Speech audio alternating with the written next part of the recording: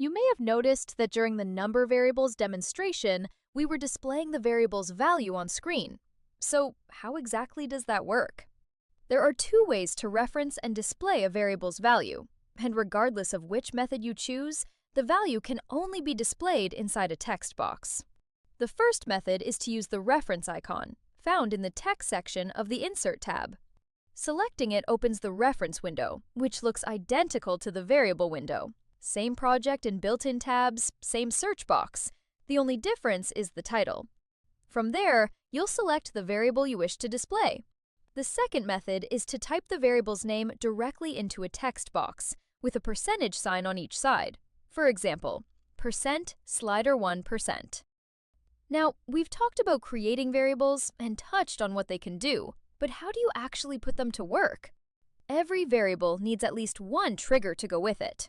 The trigger is what produces the action in Storyline. Let's go back to our true-false example. We needed the learner to view a specific slide before continuing, so we created a variable called SlideVisited and set its default value to false.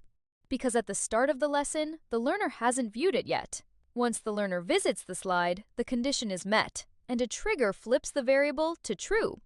From there, we use a conditional trigger that uses the variable and allows the learner to continue to the next slide when the value is true. Text variables are the most limited of the three. Outside of capturing and displaying information the learner enters, there isn't much else you can do with them.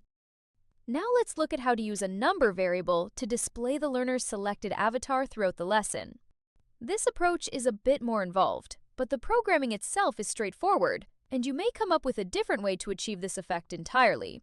Remember, we assigned each avatar a specific value, 1, 2, 3, or 4. Each time you want to display the learner's chosen avatar, you could use a slide with 4 layers, one for each avatar. You'd insert each avatar on its appropriate layer with the desired pose, expression, and perspective. To show the correct layer, you'd create a trigger telling Storyline which layer to display. If the learner selected Mike, Storyline already assigned the selected avatar variable a value of 1, so the trigger tells Storyline to show the Mike layer.